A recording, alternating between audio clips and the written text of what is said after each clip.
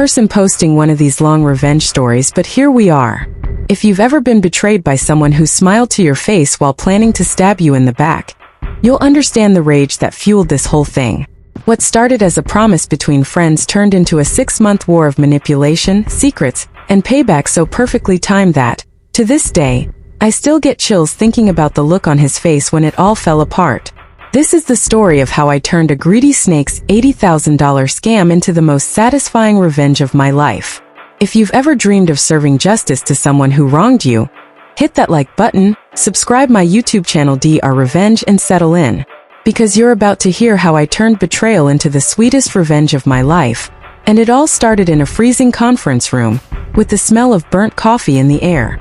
They say love can make you blind, but betrayal? That makes you see everything in perfect, painful clarity. The man I trusted with my heart turned my life into ashes. And in the ruins I built a plan so beautiful, so devastating, that when I finally struck, he never saw it coming. My name is Claire Whitmore, and 3 years ago I thought I had it all. I was 27, working as a marketing executive for a boutique luxury real estate firm in Chicago, making enough to live comfortably, and more importantly, I was in love. Jason Hale wasn't just handsome, he was devastatingly charming. Tall, dark hair, a smile that could melt you from across the room, and eyes so deep and calculating that, at the time, I thought they were mysterious. In reality, they were the eyes of a predator. We met at an industry charity gala.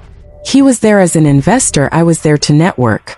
By the end of the night, he had my number. By the end of the week, we were having dinner. By the end of the month, I was convinced he was my future. Jason swept me off my feet in ways no man ever had. Weekend trips to Napa, handwritten notes in my handbag. He made me feel like the most important person in every room. 6 months into dating, he told me about a real estate opportunity in Miami, a boutique oceanfront property, 20 units, all high-end condos, being sold at a pre-development discount. His words, "This is the kind of deal people build empires from, Claire." I wasn't naive about business, but I was naive about him.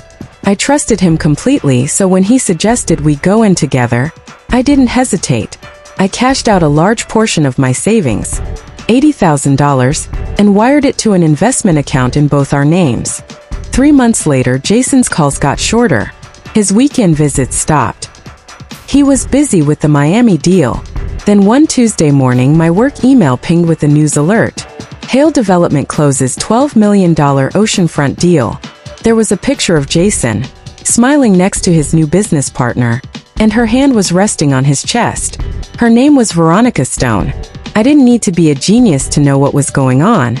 When I called him, he didn't even deny it. He said, "Claire, you were part of the early funding, and you'll get your cut when the time's right. But us? We were never really going anywhere."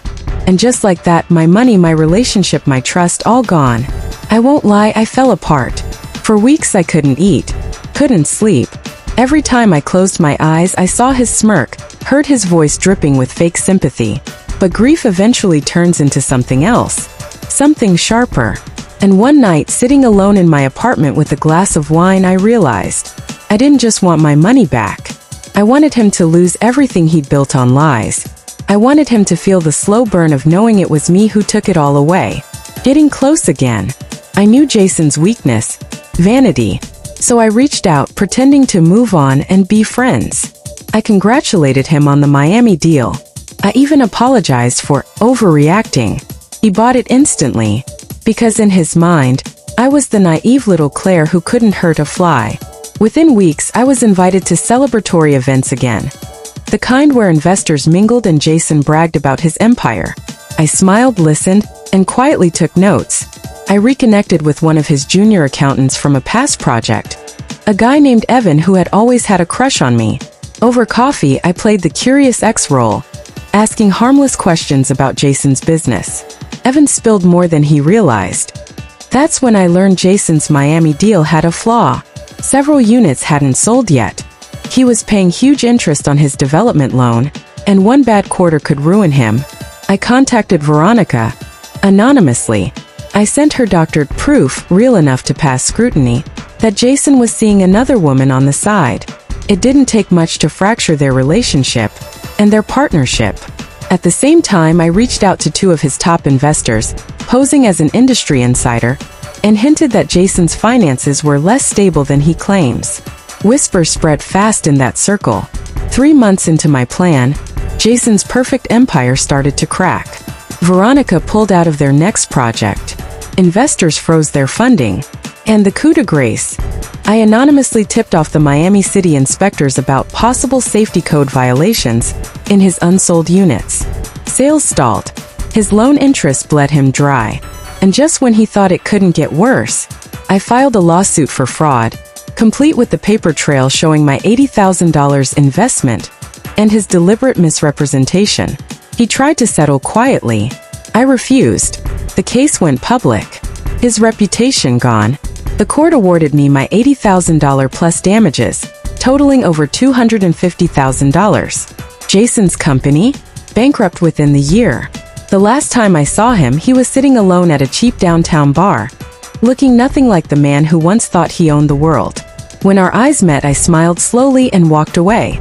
Because sometimes the sweetest revenge isn't in destroying someone fast.